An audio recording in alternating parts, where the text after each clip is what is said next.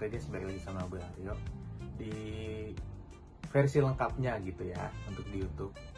Di match melawan Wrexham tadi pagi, preseason yang kedua, kita mainnya di New York. Kalau yang kemarin itu di Nashville gitu ya.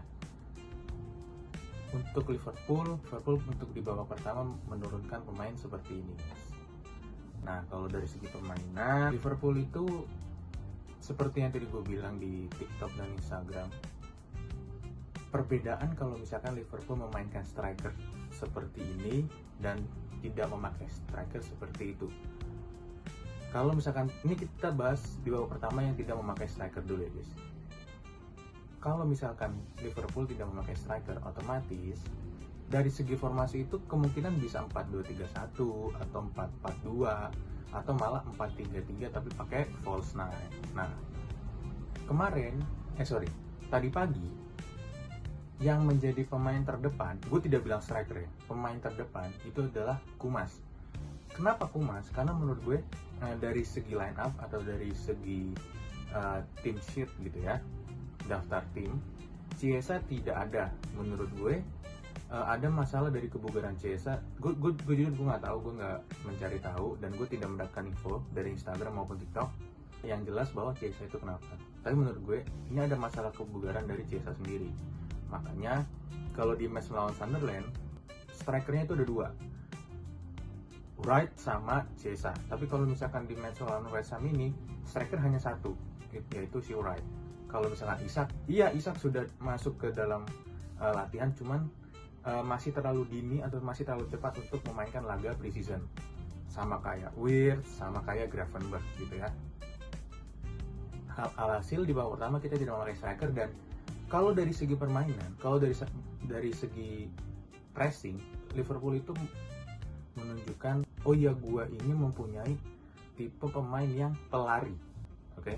Tipe pemain yang kalau misalkan ngepres, kalau misalkan menempatkan posisi itu, semuanya memakai tenaga, semuanya memakai intensitas yang tinggi. Menurut gue ini yang gue suka. Ya, ini yang berbeda dibandingkan melawan Sunderland di babak pertama kemarin.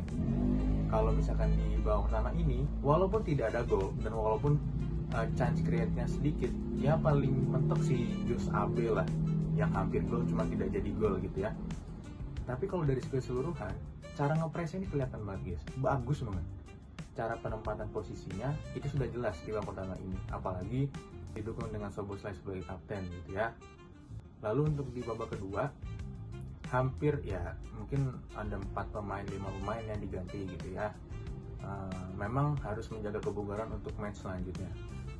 Sebenarnya gue nonton ini tuh tadi tuh agak kayak ngantuk-ngantuk gitu guys. Kenapa ngantuknya? Karena pertama ini match pagi gitu kan. Yang kedua, belum ada gol yang menurut gue arti bagi Liverpool untuk membawa gawang Wrexham ini. Nah, di sini ada perubahan perubahan posisi Rio sama Morrison.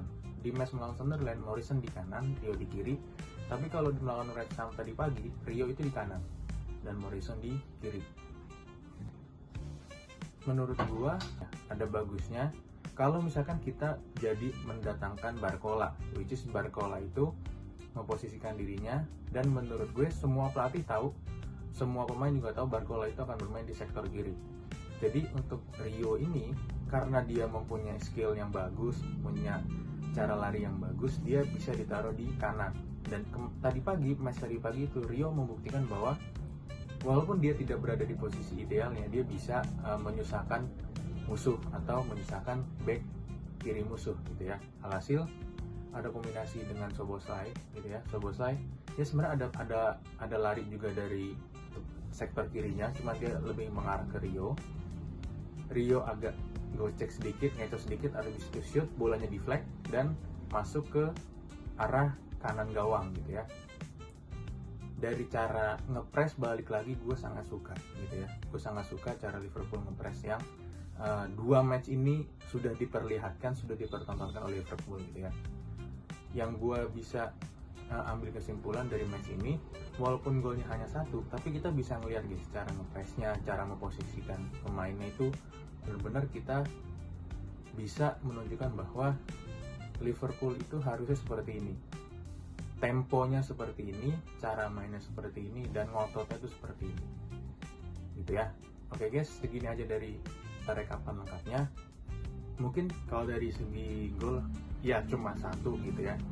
Ya sebenarnya nggak apa-apa lah kalau misalkan cuma satu, cuman kalau misalkan dari segi permainan Liverpool sudah mulai berprogres ke arah yang lebih baik gitu ya. Semoga di match melawan Leeds United berikutnya Liverpool bisa menunjukkan ngototnya sama gitu ya, ngepresnya sama, dan memposisikan pemainnya juga sama. Dan kita juga menurut gue bisa melihat Weghorst, Isak, dan Gravenberch bermain untuk di laga Leeds United ini. Oke guys, see you next video. Dadah.